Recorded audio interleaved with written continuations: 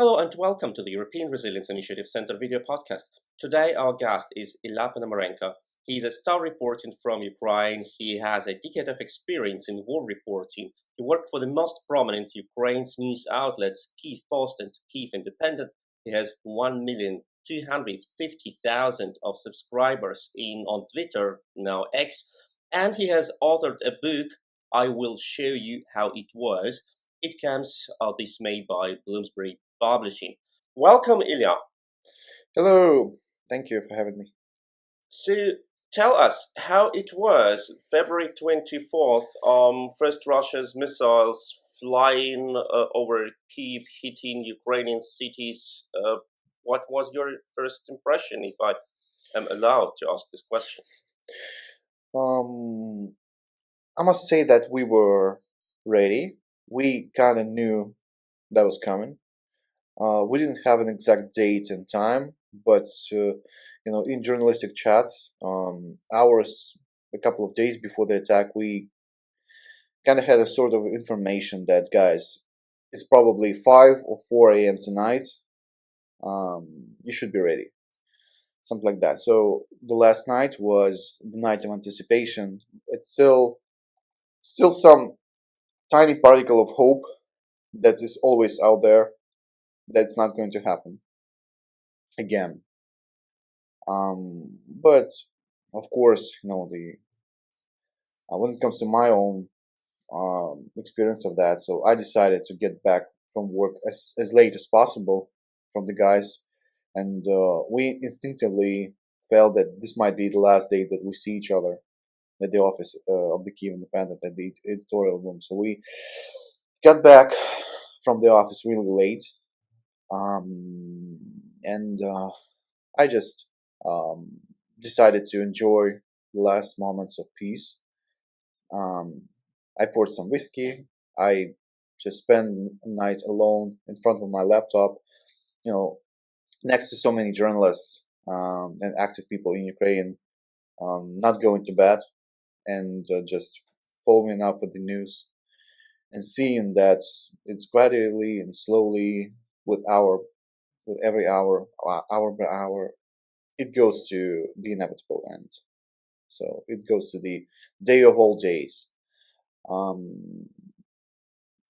This continued until like 5-ish in the morning, and then we saw the ill-famous picture of Vladimir Putin's face just twisted in anger, going live on Russian TV, and journalistic chats, they exploded with this message, guys, it's live on TV.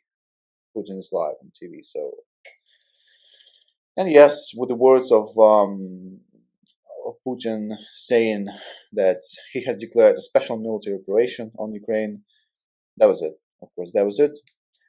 Little to no emotions, because when it comes to myself, I spent days getting myself prepared for this, and emotionally, but also in terms of practical things like food supplies, plans on what to do, fuel for our vehicles too, plans on how to sustain reporting and the work of media outlet. So there was no emotions, but rather sort of robotic process that makes you stand up, wake your flatmate up, and do things, initiate the process of wartime, in a very robotic nature. And yes, the first hours were really silent, first minutes, I would say, were really silent, but then I made it out in the street. I decided to buy even more products from the local supermarket while I stood good.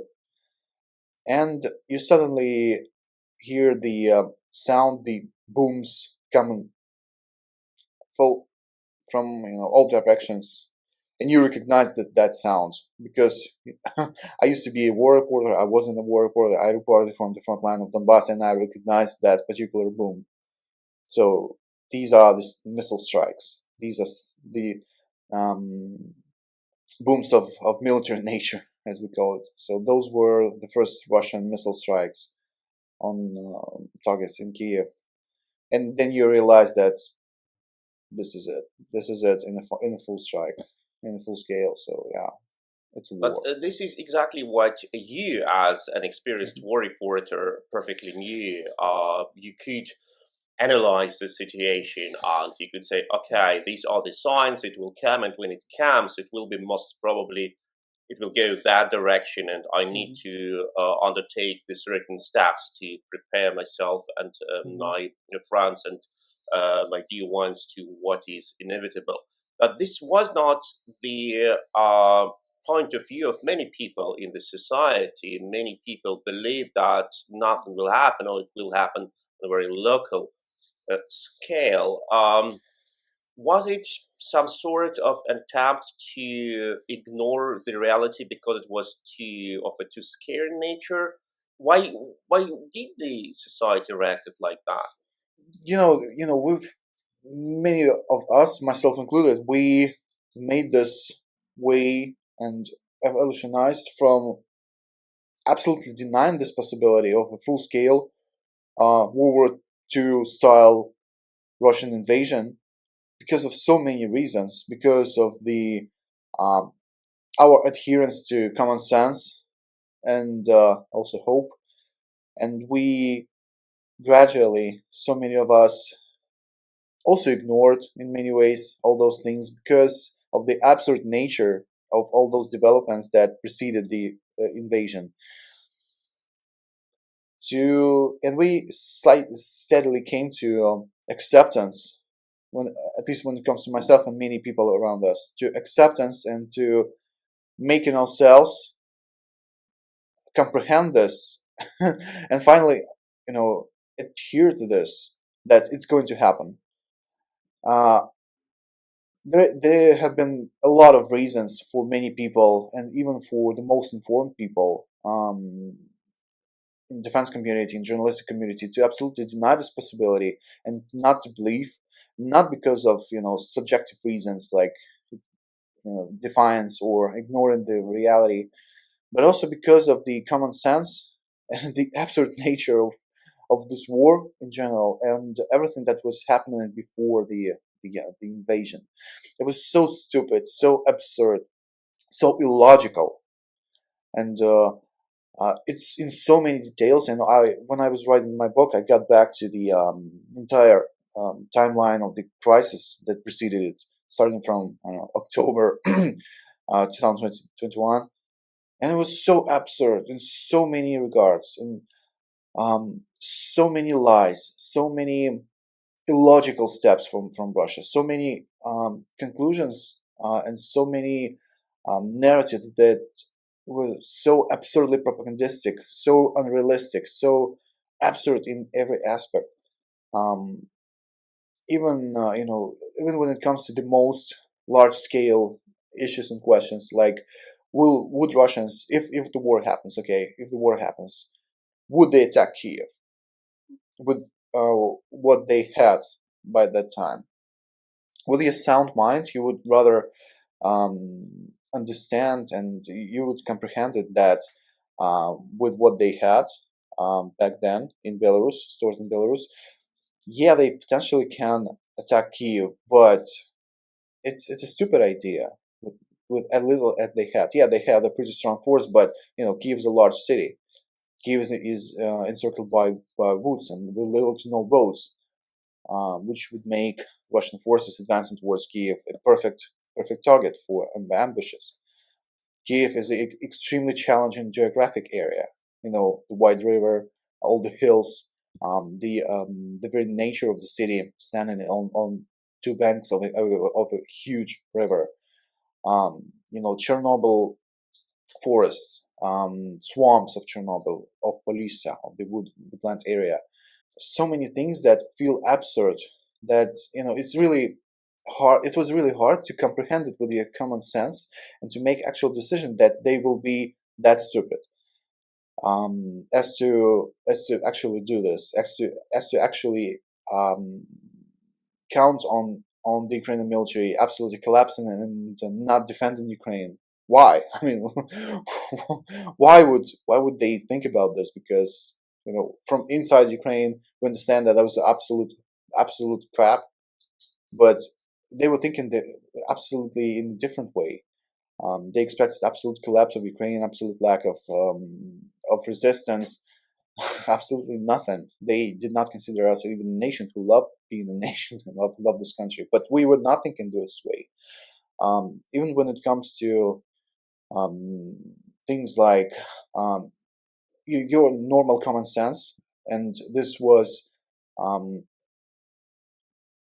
it was true for many analysts, journalists, and even Ukrainian military decision makers.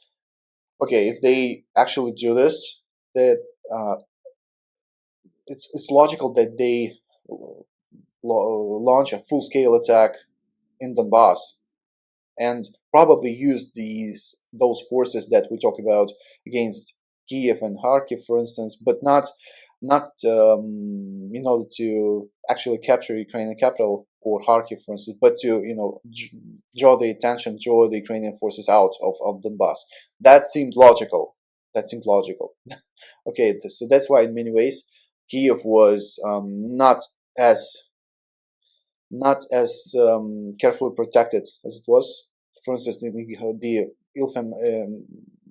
the famous Hostomel Brigade was drawn to Donbass because everybody, okay, if we accept the fact that Russians will invade, but everybody was thinking about the most logical way of Russians doing it in Donbass. That's why we need mostly of the military in Donbass, because it was illogical for them to attack Kiev, but they did it.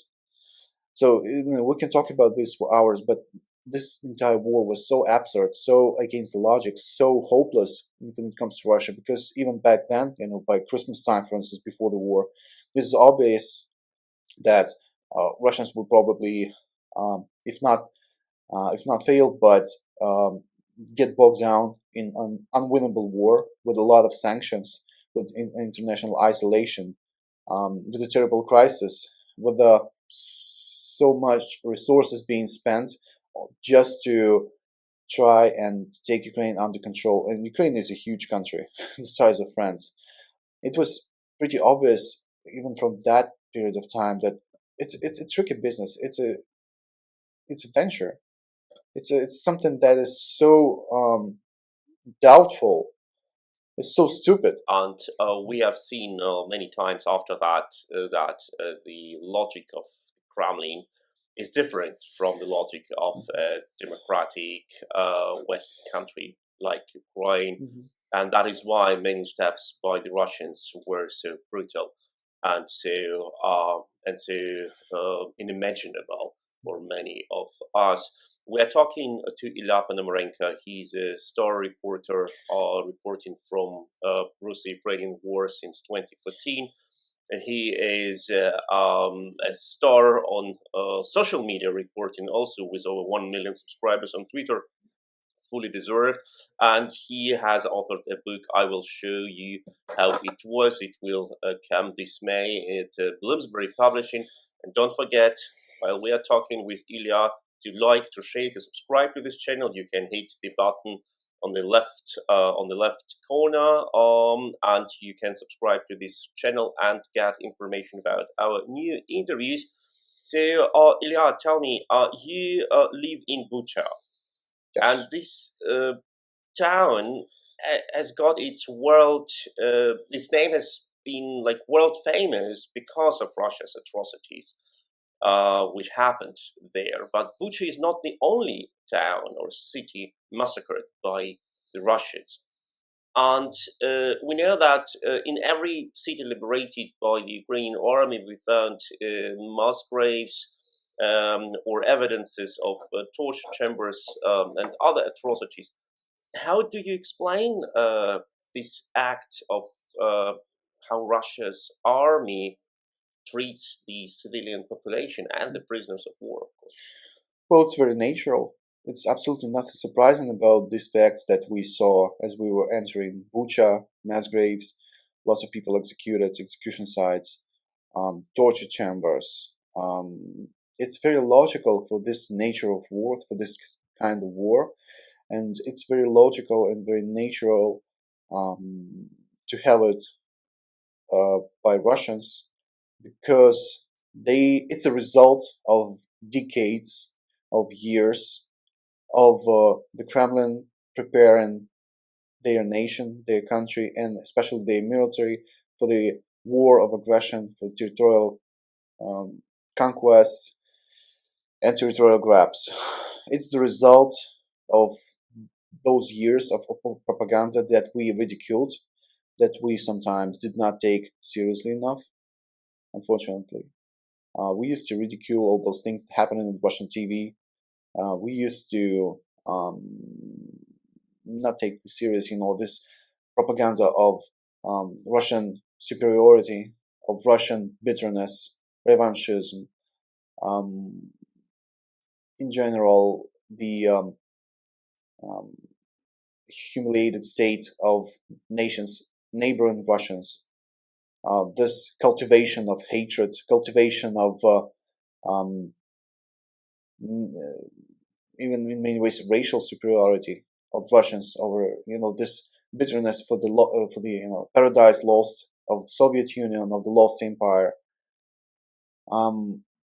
and especially when it comes to the fact that such propaganda, these years of propaganda, it touched upon the lowest depths of human nature, the worst features of human nature. It was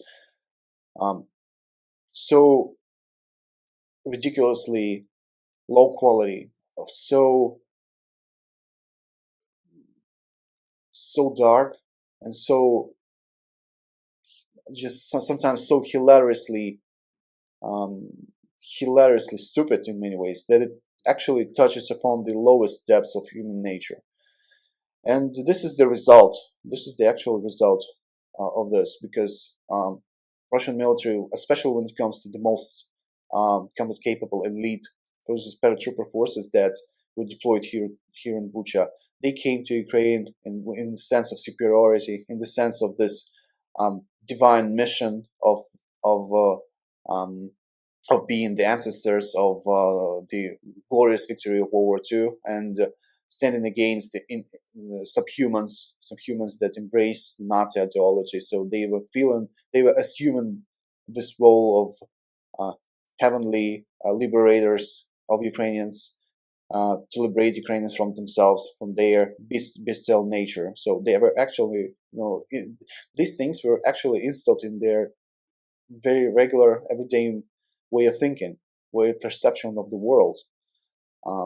This arrogance. So this is the result. Such things, and it's always happens in history. We have seen this more than once in history.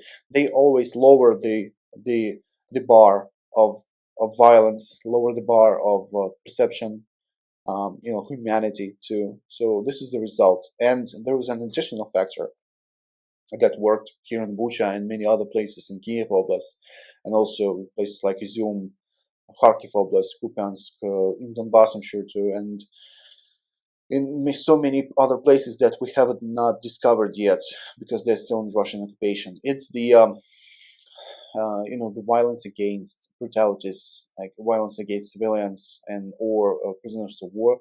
It's always a result of war plans getting derailed, and result of very effective resistance and fear of this resistance by occupiers and by invaders. When it comes to places like Bucha, for instance, plans got off the rails within first days of the invasion. The initial plan was to make it quick, nice, sharp, shocking, and super effective within days. Ukraine was supposed to be beheaded, and Kyiv was to be captured just like that, with little to no armed struggle, but with a lot of speed, a lot of shocking power. So that was supposed to be not a war that we have it for two years. Thus, a special military operation, not the war. And plans definitely got off the rails. They got back down. Resistance from regular Ukrainian formation was insane, but also a lot of guerrilla activity in Ukrainian woods, in Ukrainian suburbs. So it produces fear, it produces paranoia, it produces Russian soldiers seeing a guerrilla fighter, a secret guerrilla fighter, or an informant in every other individual that they see. So this produces outbreaks of violence, of executions, and all those things that we saw actually on satellites and on cameras here in Bucha. It's the sense of imperial superiority multiplied by fear of resistance from every corner. It's the logic of war. This is how it happens in history, and Russia is no different. You have already touched several times this fact that Russia didn't expect that sort of resistance from Ukraine's army, and the capacities of the Ukraine's army and the capabilities of Ukraine's army were not what the Russians counted with. You report about this Russo-Ukrainian war since the first early invasion of Donbass 2014, and you have seen the development in Ukraine's army. What kind of development happened during the last 2 years? How can you describe it? Well, Ukrainian military stays pretty far from being ideal. Of course, nothing is ideal in this regard, but from the positive point of view, the Ukrainian military managed to stay functional, managed to stay operational. The most important thing about the military is to be a functional mechanism that works by itself, because it's about hundreds of thousands, if not millions of people, and it's a kind of mechanism that really depends on algorithm, depends on so many elements of it knowing what to do and doing this. But that's the general picture. I think the most positive thing that happened to us is that the Ukrainian military also managed to keep the morale high. We of course, this question comes with a lot of strings attached, but still, a military with no morale and no readiness to fight would not sustain a two-year war with Russia. That's for sure. So, and moreover, the Ukrainian military proved its ability to comprehend and to master so many items of weaponry and military hardware comes from the West, the most modern ones. We've seen it all. It stretches from Western artillery to air defense, missiles. Now it's fighter jets. I mean, it's one of the, if not the most brilliant example of a military power being so good at mastering so many new armaments, so many items of new armaments in such quantities, and it was so little time. It's one of the brightest examples of that in human history, if not the brightest examples, because it's really insane that we have it with all the Western aids. It's never enough, but still Ukrainian military managed to actually comprehend it and use it so effectively, and in many ways write a new page in the history of the operational use of these weapons, such as the Patriot systems. Patriot systems, for instance, in Ukrainian hands, in the most challenging ground that these weapons ever had in their operational history, they have the most impressive results here in Russia when it comes to down semi-supersonic weapons coming from Russia, when it comes to ballistic weapons. So Patriot are having the best performance they ever had in their history in Ukrainian hands. Operational use of Patriot is one of the greatest examples of the Ukrainian ability to master all those things. But at the same time, this war, and in Ukrainian military in particular, thanks to its ability to somewhat adapt to new realities of war, the Ukrainian military is also writing new pages of military history in terms of the use of drones, such as these ubiquitous FPV drones, and so many other things that is connected to these unmanned manned vehicles and basically the new era of warfare with all these things.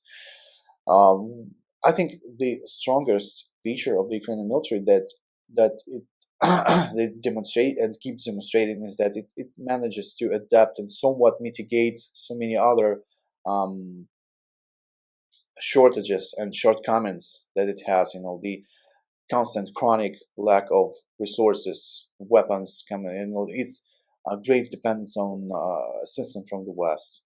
But somewhat it manages to find other ways and to mitigate those flaws with FPV drones, for instance, or for maritime naval drones too, and to compensate its flaws and shortages, and to actually keep um, inflicting heavy damage on the Russians.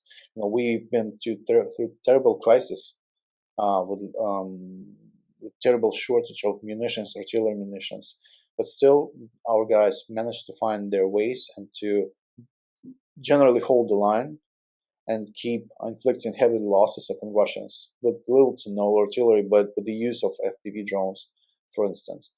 So I think this flexibility is really good. It's something that we developed. It's something that the Ukrainian military is being good at, and in many ways, um, what we have right now, especially in time of this shortage and this crisis with defense aid, it's a man-made miracle that we are still here, surprisingly good, in surprisingly good shape. I think without this ability to adapt and to compensate our problems with alternative solutions, for instance, we would be in a much worse place. It would be in far more dire straits by now. But of course, the Ukrainian military has a lot of flaws. I think our worst problems still is the um, lack of responsibility among commissioned officers, and the lack of their responsibility for their actions, and a lack of trust to so many commissioned officers, lack of highly qualified personnel.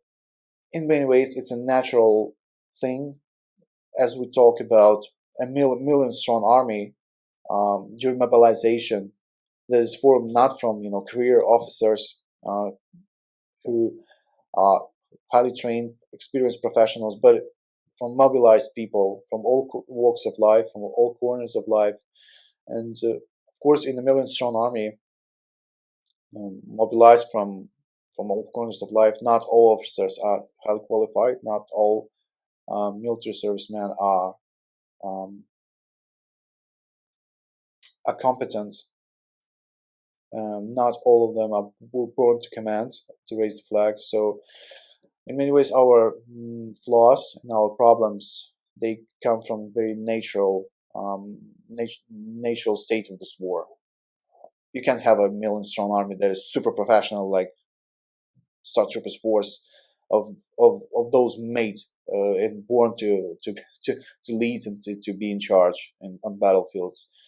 So, but at the same time, I prefer to look at the general picture, at the general results. The Ukrainian military still holds on, despite so many flaws. In many ways, it happens because of the personal enthusiasm and valor of people in ranks.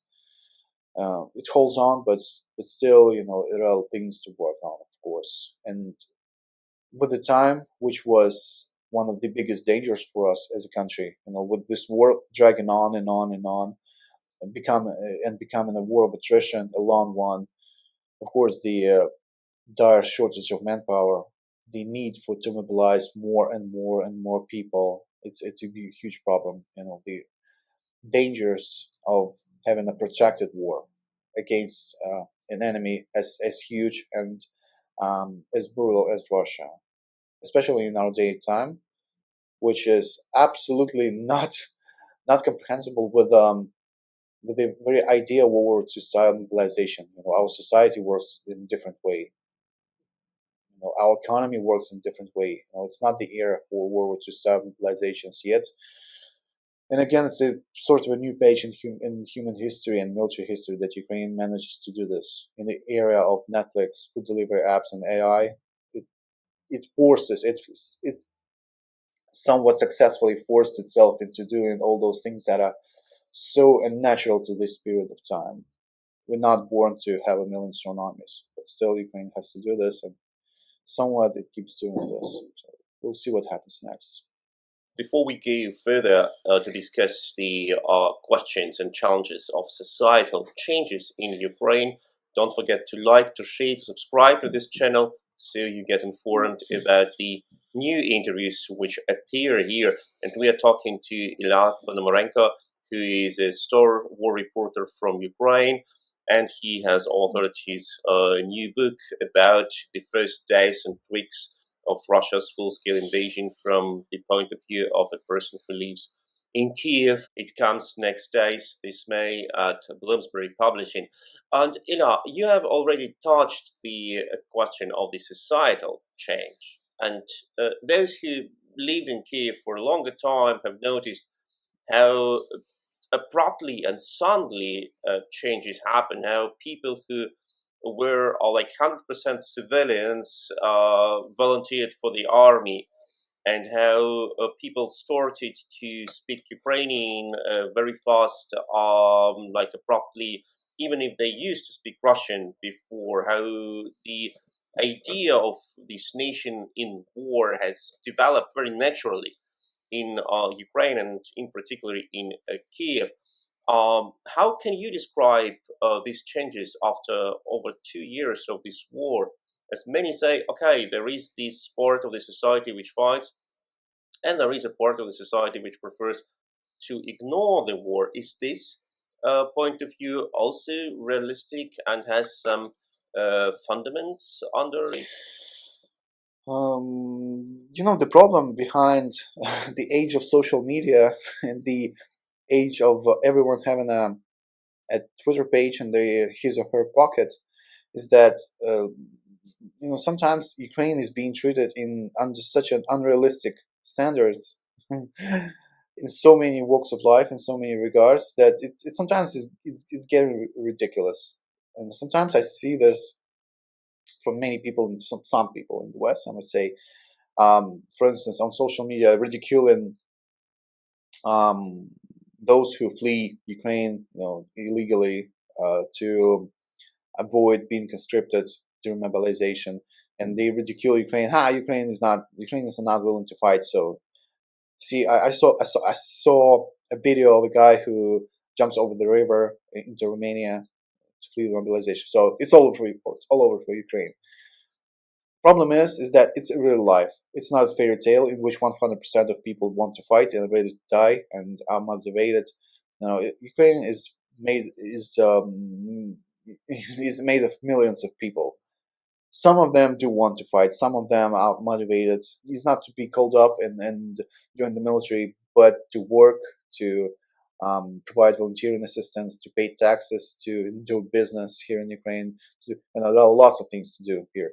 Some of them are not, because it's real life. These are human beings, and Ukraine is living in the real life and not in sort of fairy tale in which all things are dealt in absolutes and ideal. Some people do care about war. Some people, I don't know, and it's the minority, probably the active minority, that is always is out there. That is always out there in countries at war, and that actually make a difference and do all these things. Some people keep living their lives, but at the same time they stay in Ukraine, pay taxes, and have businesses, provide jobs, but not care too much, way too much, as much as the most active, most stubborn people who actually make the core of this war effort. So, like I said again, because it's a real life. It's not 100. It's not a simplistic fairy tale in which 100% people are the same and do it. But in general, I would say that if we talk to a broader picture, and I often think about this, is I try to compare the country that I saw when I was a student prior to Euromaidan revolution, for instance, 10 years ago, for instance, prior to the 2014 invasion of Russia in Crimea and in Donbass. And today we are absolutely a different country. We are absolutely a different country in so many regards, culturally, mentally, politically. we are absolutely a different country, and we are absolutely a different country, even from the point of view of pre full-scale invasion time. We're so different. And moreover, I would say that in many ways the full-scale invasion, and it's also fair for the war of 2014 and 15, they were a really powerful factor of Ukrainians becoming a nation of their own. Of course, we have always been the nation, the country, but I think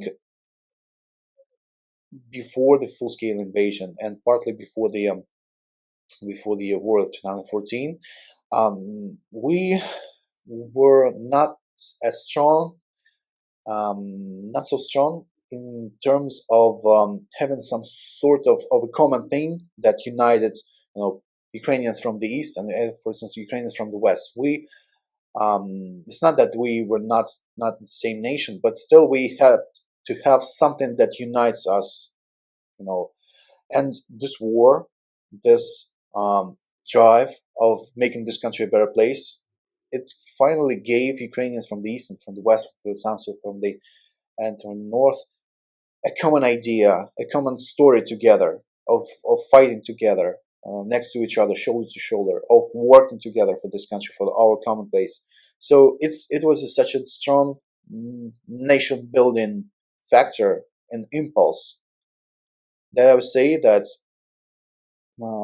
absurdly, but we ended up being as strong as never before as a nation, united by common values, common history with each other, common goal, and we are strong as never before in this.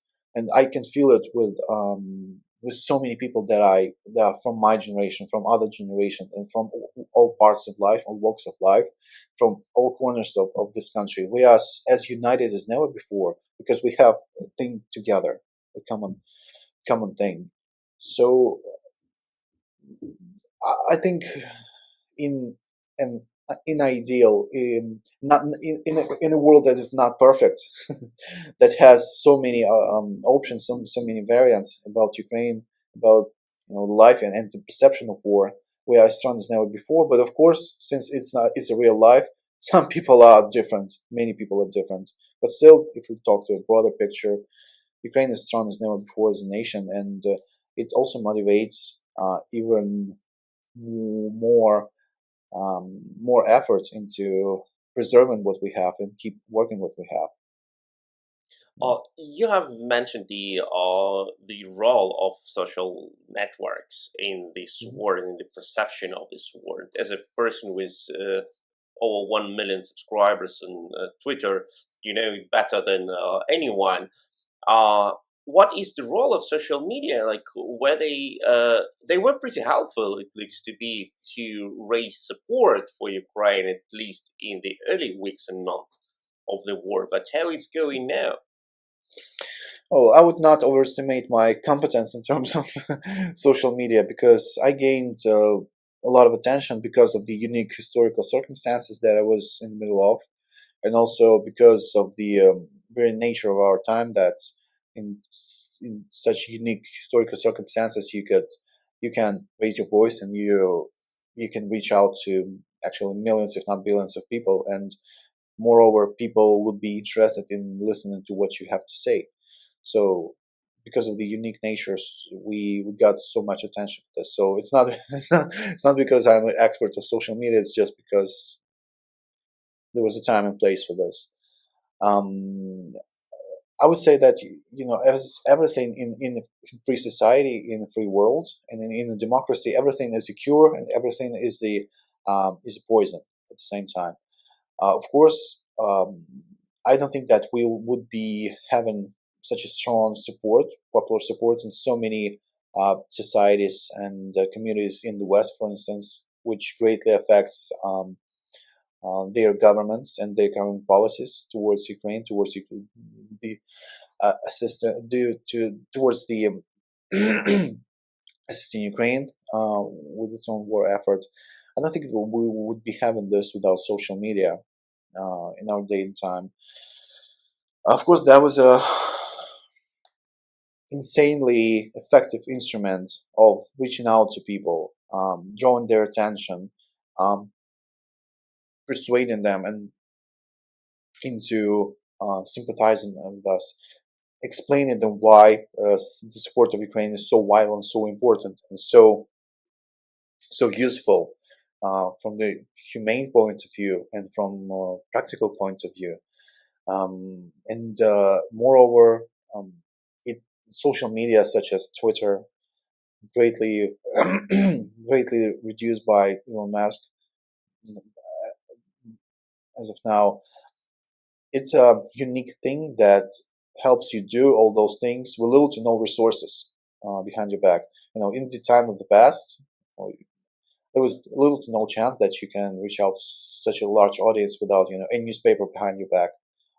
So insane media resources. Right now, you can do all those things and get a million strong audience with just a smartphone in your pocket and do it from your home, for instance, from anywhere. And I think I wrote my tweets that gained the biggest quantity of likes from subway car, sitting from subway car and thinking about this and getting thoughts and doing this. So these are the gifts of this.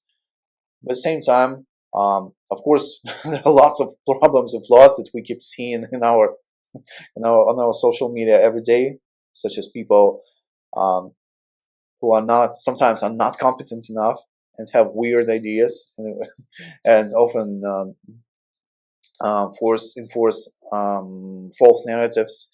And also, we're not alone in trying to promote our narrative and promote our position in this. Russian propaganda is obviously doing this too, and it has much more resources. With this, it's the instrument abused by dictators, by violent movements. This phenomenon of bots and trolls that is being used. Of course, it's an abuse of this platform. But at the same time, if talk about general picture, I think that the good part of it greatly outweighs the flaws of having this freedom of expression, because the things like the free public discussion, they exactly provide all those things that happen with free journalism, for instance. When, for instance, media outlets like New York Times, they sometimes produce weird takes on the Ukrainian war, but at the same time, New York Times is responsible for the most brilliant coverage, for instance, of Bucha massacre that absolutely explained everything, every single moment, and absolutely proved the Russian guilt behind this, with so many details ranging from, I don't know, satellite pictures to second by second timelines and drone footage that is verified and proved correct from astronomical features of what you see and like shadows and sun. So I think the good good results, positive results of having a free discussion with all its flaws, they overweight all those problems that bring this. That's why the democratic and free discussion about things and social media are an absolutely natural part of this. It's something that we require, despite all the flaws and all the problems, and all those things really help us to. Of course, there are flaws, but good things overwhelm all those things, I think. Do you think that during this war, the Ukrainian voices have been amplified, or at least the world starts to listen to the Ukrainian voices, as it was proven that many Western people who were believed to be experts on Ukraine have been proven wrong, and many Ukrainians who were ignored have been proven right? Oh, well, I'm not sure about the beginning of the full-scale invasion. I truly have hope that what we were doing with the Kyiv Independent and individually on our social media pages, I truly hope that it had some effect. So given all the attention that our voices had, I think we made a difference. I really hope that we made a difference in the beginning of the war. I think we managed to reach out to so many minds and hearts, and in many ways, I really hope that we do this in many ways because we try to be honest, sincere. Um, we try to talk to our audience as friends, reaching out to a friend.